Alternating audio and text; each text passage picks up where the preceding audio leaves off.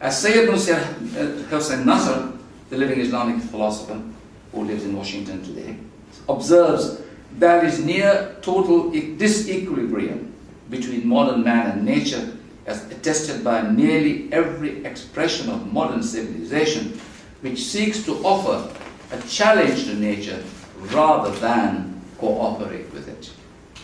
The consequences of this separation from nature we experienced today was articulated by two philosophers of the Frankfurt School, Adorno and Horkheimer, way back in the 1940s. And I summarize what they say. They say that the result of this confrontation with nature since the Enlightenment is alienation of the human from its own nature. The struggle to control external nature results in the struggle turning inwards to the species itself. The traditional worldview, which includes that of the West, was challenged, what we have come to know as Enlightenment. And again, I summarize, Richard Tarnas, an American philosopher, writing in a book called The Passion of the Western Mind, observed that the Enlightenment resulted in a radical shift of psychological alliance from the divine to the human. That is the point in which the whole thing turned upside down. This was 17th century Enlightenment philosophy. The Cartesian worldview, which put the human at the top of the pyramid, has much to do with this, and we, the human race, was seduced to think of ourselves as masters and possessors of nature. That's what so we came from somebody as being part and parcel of the natural world as the dominant one. This view is on a collision course with Islam, because for us there is only one master and possessor of nature, and that is the one who created us. So this is this is a collision of paradigms. Where do we come from? It's because we submit. Islam means submission to the will of the Creator. And the first verse of the Quran says, "Praise be to Allah, the Lord of all the worlds." So we are not lords. The problem now is that we have given ourselves that position.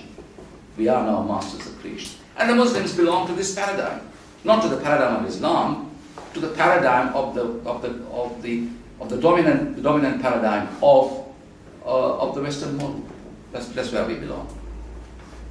But we still say, Alhamdulillah Rabbil Alameen. And the last verse of the Quran talks about, I seek refuge with the Lord of mankind, the King of mankind, the God of mankind. The Muslims know this as Qul a'udhu bi rabbin nas, malikin nas, ilahin nas. And the Quran also shows us where we belong, and that is the idea of fitra, the primordiality of creation. We belong in the primordial quantum of the natural world. And the verse that talks about this translates as Allah's natural pattern on which He created humankind. There is no changing Allah's creation. That Allah originated you within His patterning of His original creation. We were then subjected to Allah's unchangeable laws, as was the rest of creation, making us at the biological level equal partners with the rest of nature. Allah said in the Quran, the creation of the heavens and the earth is, and everything in it, is a greater matter than my creation of you.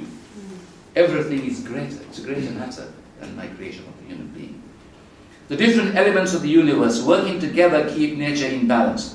We can modify the environment to suit our purposes up to a point, but we cannot change its basic makeup. Like the human body, the earth is a self-healing entity, and it will tend to close the wounds inflicted upon it. Also like the human body, the earth will react drastically to the deeper levels of injury we keep subjecting it to. But we have yet to understand these processes.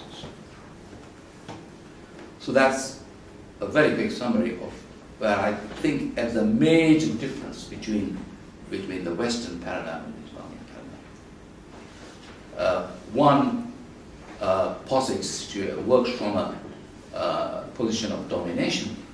Islam actually translates as submission. People usually translate as peace, but its basic translation is submission to the will of the Creator.